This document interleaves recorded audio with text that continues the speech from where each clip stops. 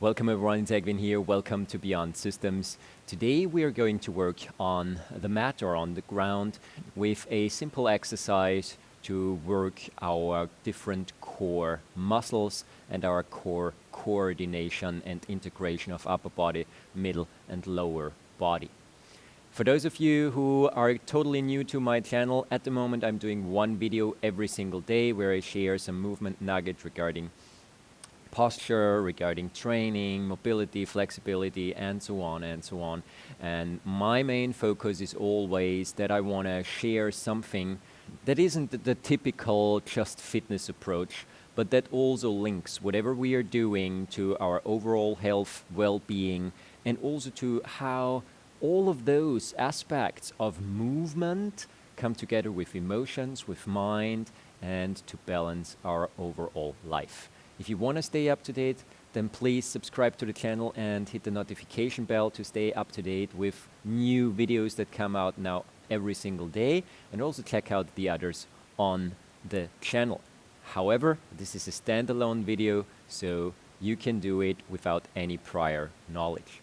Let's jump right into it and see how it goes. We are going to start today in a position where we lie on our backs. We need a hard surface for this exercise. So whether you lie on the ground, on a table, it doesn't matter. But what we don't want is something like a soft bed. This wouldn't really work for this exercise. We're gonna bring the knees up like this and place the arms in a straight position out towards the side. Not totally to the side, somewhere in the middle between parallel to the body and all the way out, because we need some wiggle room with our hip. The hands go down towards the ground like so, and we're gonna pull both knees up a little bit further than just directly on top of our hips. So we pull the knees in a little bit.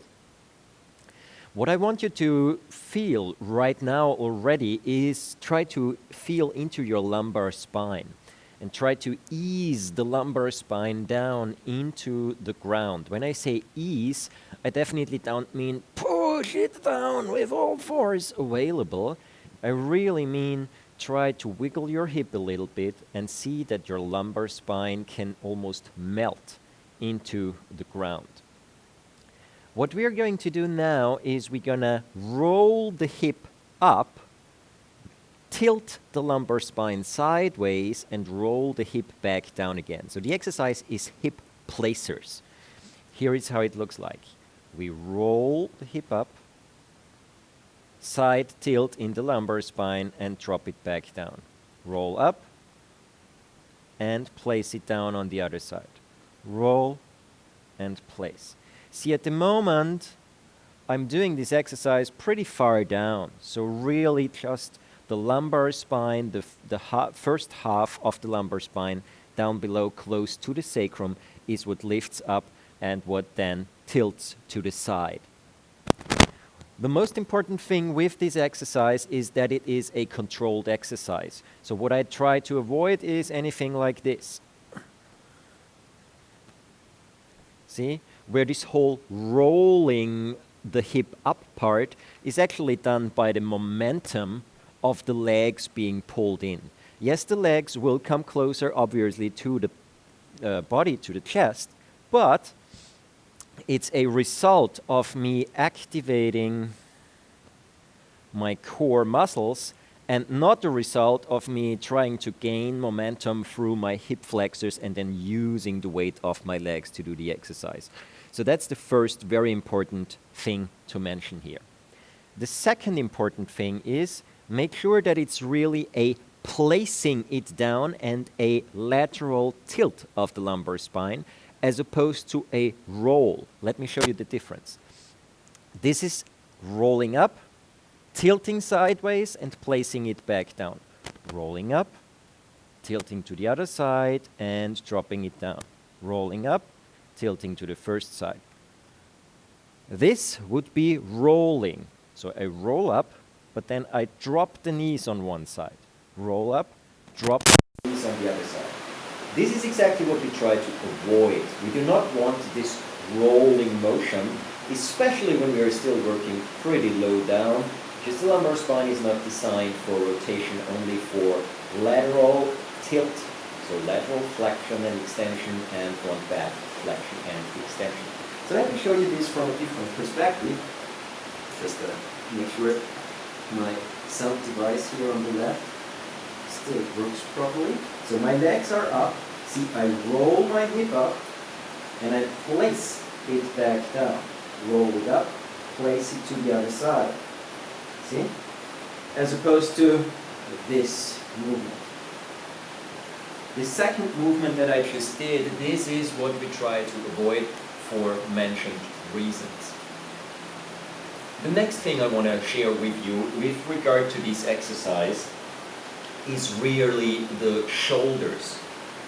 Now, what's happening with the shoulders? There are different possibilities we have here. Since this exercise requires the upper body to be the fixed point around which the lower part rolls up towards, now I have to stabilize somehow with the front portion of my body.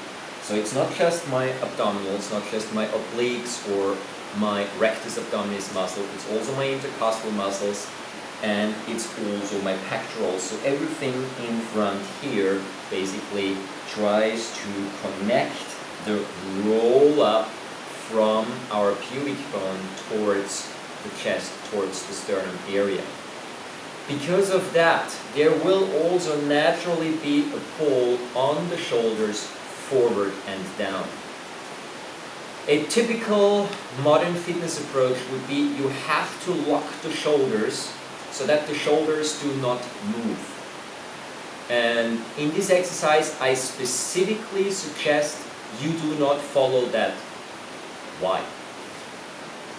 When we are in this pose and my shoulders come up, then this is the exact following towards the same movement, this front part closes movement.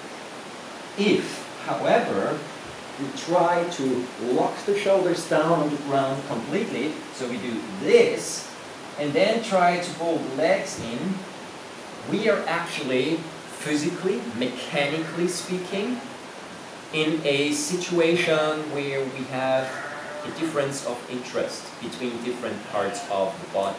However, what I want you to learn from exercises like these is a synergistic approach to really integrating movement patterns into each other rather than an isolated approach of training just one single muscle. Because of that, yes, we need a little bit of shoulder stability here because we do not want to roll the upper body up as well. But please do not harshly lock the shoulders down into the ground. So let me show the difference. When we are down here, my hands rest left and right. What I try to avoid is this. Right? Try to roll the hip up, and at the same time I pull up my chest area and I pull up my shoulders. The shoulders totally leave the ground in combination with parts of the thoracic spine. So that's what we try to avoid.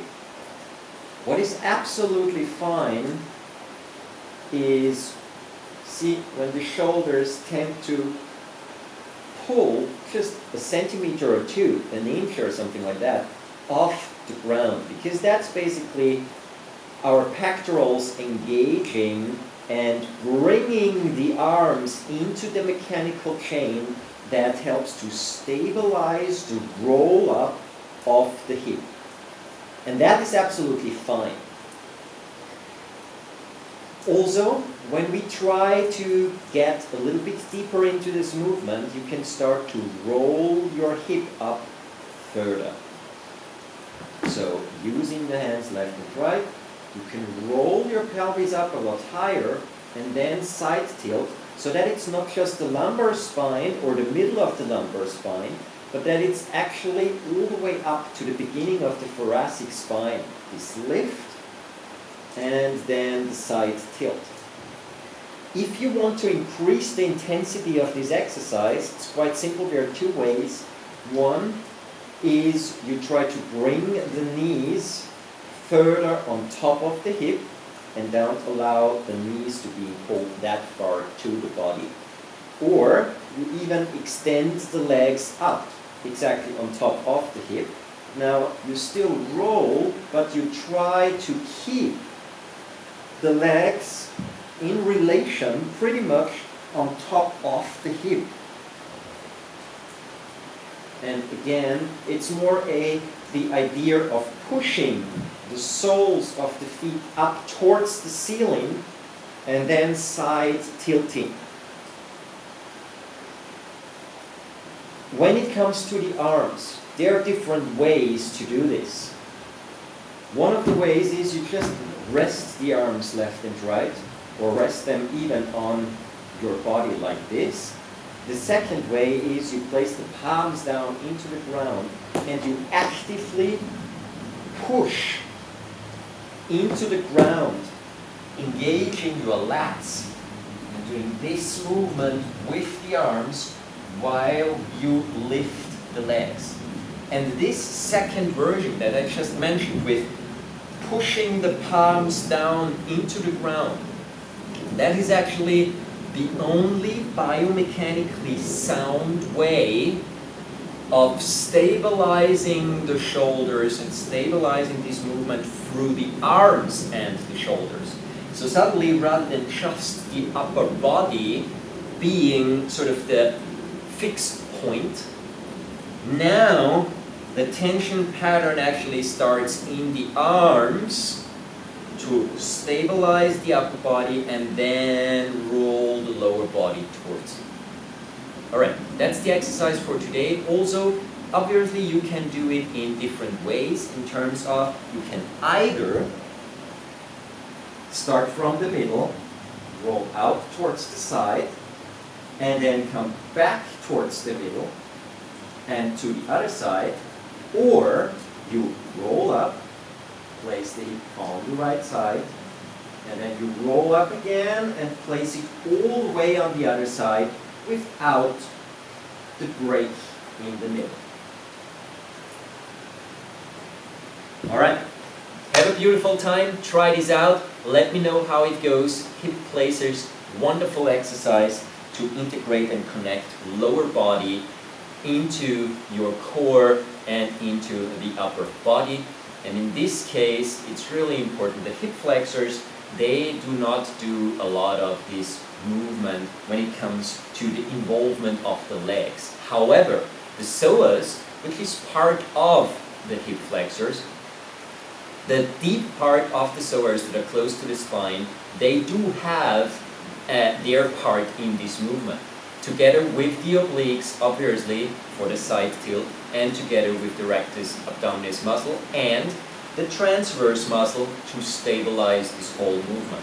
When I say the transverse muscle to stabilize, I mean one of the things that you should always try to avoid when working with anything that lifts the legs or straightens the legs out is you always want your navel to rather stay flat, as opposed to, look, the belly being pushed out when you do it. Because the second the belly is being pushed out, there is a chance that you are actually arching your lumbar spine, which you try to avoid at all costs in this specific scenario. Alright, awesome. Have a beautiful time. Try this out. See you tomorrow with the next update. Bye guys, thanks for watching.